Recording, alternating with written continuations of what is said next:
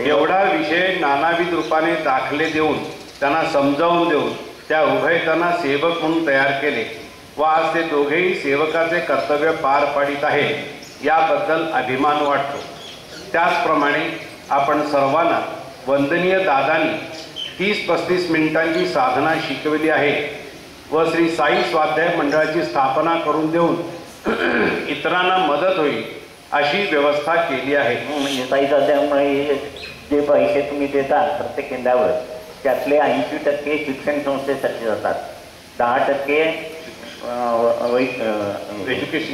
Education नाही personal assistant आणि 10% medical assistant म्हणजे परोपकार असतात। आपलं जीवन आपल्यासाठी 25% आहे, पण आपलं सगळं माझं ते माझं, तुमचं पण माझं असं म्हणतो म्हणजे चतुर्थी।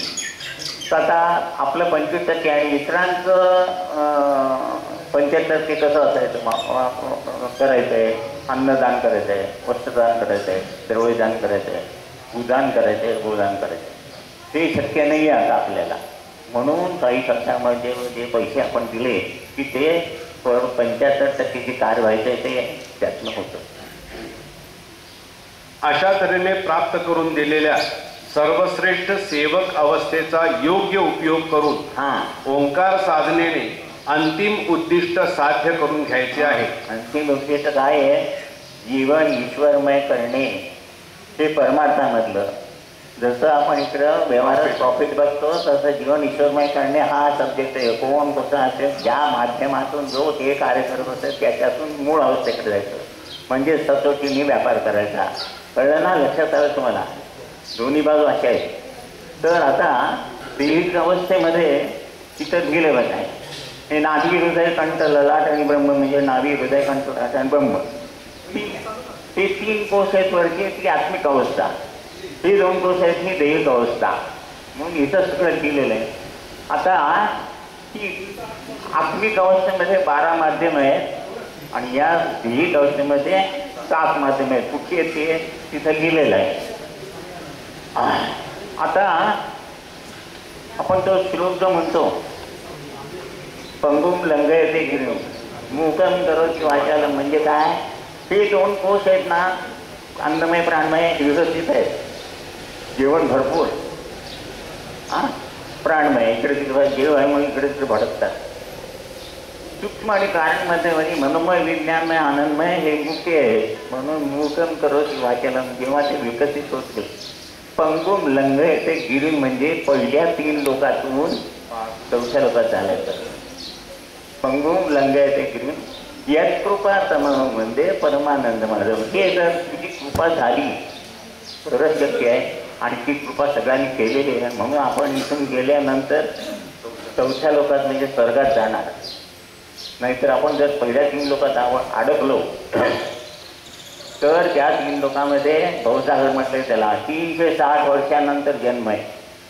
कुठे ते ह्याचं चित्र काय ते बघून नंतर तुम्ही हे करून घ्या।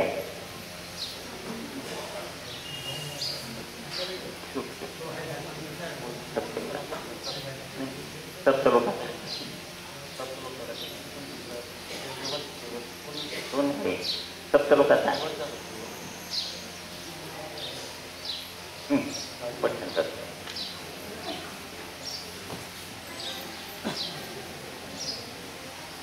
हे बघा हे सप्तलोक दाखवले।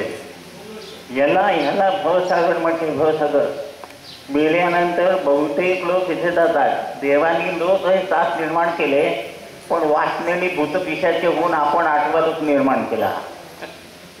पिशाचे योनी अर्थबाहून तीर्थ मेल्यानंतर वास्तविक तिथं चांगलं काम करून 4थ्या लोकात जायला पाहिजे। हा स्वर्ग लोक आहे।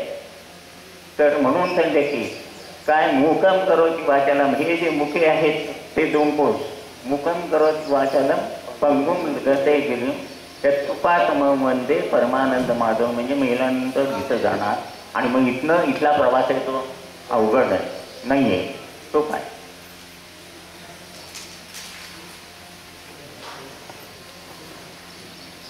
अशी दैहिक अवस्थेतील ते कारक पहिलं पटपट. अशी देहिक अवस्थेतील 12+7 म्हणजे 19 माध्यमे आहेत. कळेना वरती मगात त्याच्यावर केला की एक केला.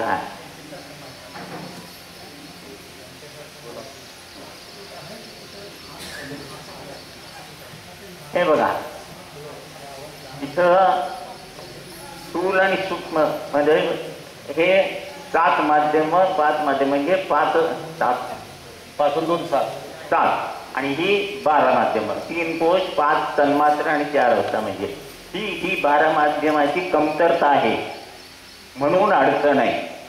म्हणून आपण ते पद म्हणतो की जमाले के लुटे गमो के सताए दुआ कर गरीबों के वन म्हणजे या 12 माध्यमाची कमतरता आहे आपल्यात.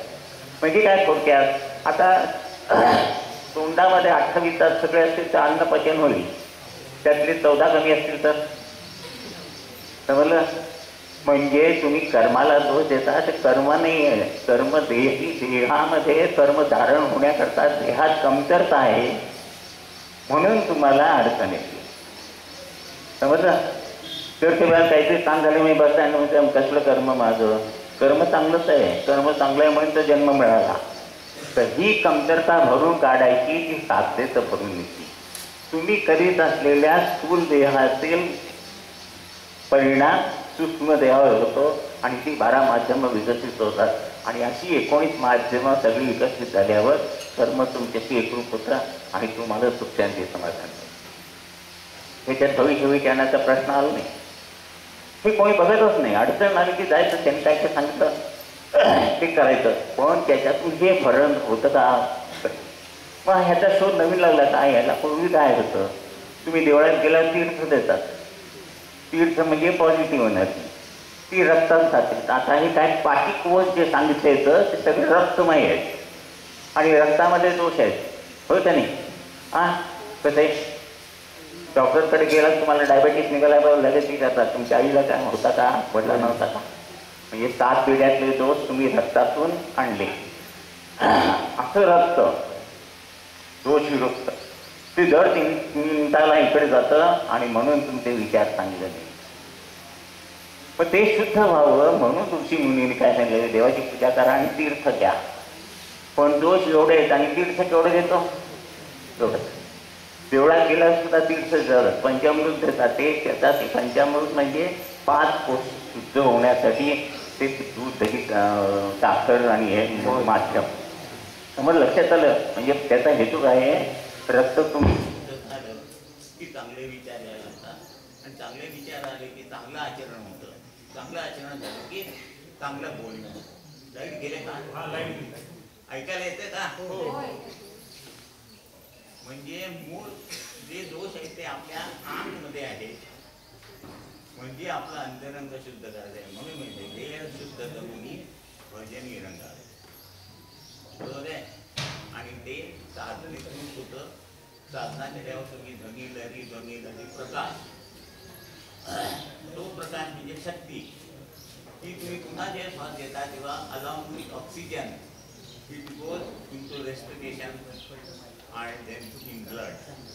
असं रोज करता करता एक दिवस संबंध शरीराचे रक्त आहे ना ते गुरुमय होतं गुरु शक्तीमय.